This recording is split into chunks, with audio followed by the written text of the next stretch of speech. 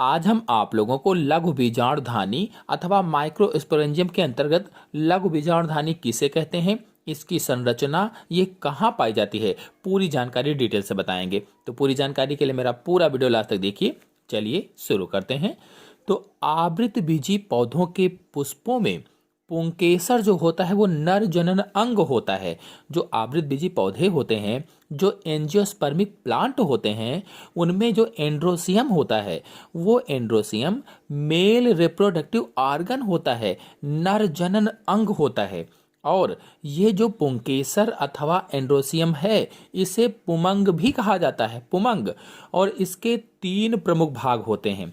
ऊपर वाला जो भाग होता है, जो पहला भाग है, उसे परागकोश अथवा एंथर कहा जाता है। और इसके बीच में योजी अथवा कनेक्टिव होता है। ये संयोजी ऊतक का बना होता है, योजी अथवा कनेक्टिव। और तीसरा भाग पुतंत होता है, अथवा इसे अंग्रेजी में फिलामेंट कहा जाता है। अब ये जो ऊपर वाला भाग है, परागकोश अथवा एंथर, इसमें लघु बीजाणु बनते हैं। और इन लघु बीजाणुओं को अंग्रेजी में माइक्रोस्पोर कहा जाता है। माइक्रोस्पोर, लघु बीजाणु को क्या कहते हैं?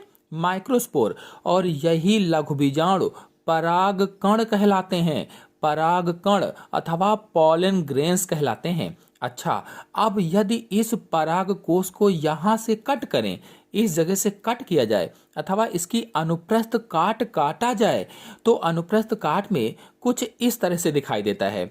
इसमें परागकोश की 2 लाइनें अथवा 2 पालियां दिखाई देती हैं। जो परागकोश था, एंथर था, इसकी 2 लाइनें अथवा 2 पालियां दिखाई देती हैं। और प्रत्येक पाल में 2 प्रकोष्ठ दिखाई दे रहे हैं। हर एक पाल में 2 प्रकोष्ठ हैं, मतलब दोनों पालियों में 2-2 प्रकोष्ठ हैं। इस प्रकार कुल 4 प्रकोष्ठ हैं।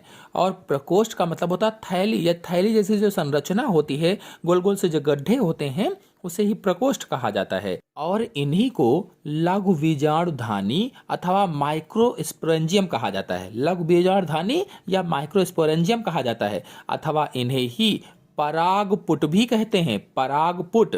इस प्रकार से प्रत्येक परागकोश में 4 लघु बीजाणुधानियां होती हैं। यानी अगर एक परागकोश की बात की जाए तो एक परागकोश में 4 लघु बीजाणुधानियां होती हैं, या 4 परागपुट होते हैं, या 4 माइक्रोस्पोरेंजियम होते हैं। और इन चारों को आपस में जोड़ने वाला बीच में योजी होता है, योजी कनेक्टिव।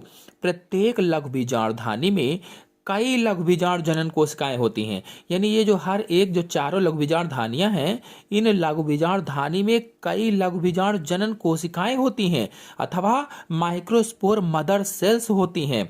और प्रत्येक लघु बीजाणुधानी जनन कोशिका अर्धसूत्री विभाजन के द्वारा, ये जो लघु बीजाणुधानी जनन कोशिका होती है या माइक्रोस्पोर मदर सेल होती है, ये अर्धसूत्री विभाजन के द्वारा लघु बीजाणुओं का निर्माण करती है, या माइक्रोस्पोर का निर्माण करती है। अथवा हर microspore mother cell meiosis division के द्वारा माइक्रोस्पोर को बनाती है, ऐसे भी हम कह सकते हैं।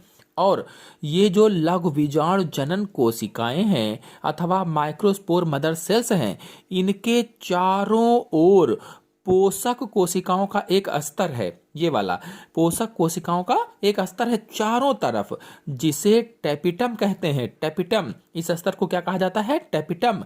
और इसी टेपिटम के बाहर की तरफ बीजाणुधानी की दीवार होती है। ये जो बाहर की तरफ है, ये बीजाणुधानी की दीवार है। और यह दीवार कोशिकाओं के कई स्तरों की बनी होती है। कोशिकाओं के कई स्तर होते हैं। इसका बाहरी स्तर एपिडर्मिस कहलाता है। जो सबसे बाहर का स्तर है उसे एपिडर्मिस कहा जाता है। और उसके बाद के स्तर को एंडोथीसियम कहा जाता है, एंडोथीसियम। तो कुल मिलाकर के लघु बीजाणुधानी क्या है, आप समझ में आ गया होगा आप लोगों को। और माइक्रोस्पोरेंजियम लघु बीजाणुधानी को ही कहा जाता है। लघु बीजाणुधानी को परागपुट भी कहते हैं। कहाँ पर पाया जाता है? तो पुष्पों के पुंकेसर जो होते हैं, पुंकेसर में जो परागकोश होते हैं, उनमें पाया जाता है। और पुंकेसर क्या है? तो पुष्प के नर जनन अंग होते हैं।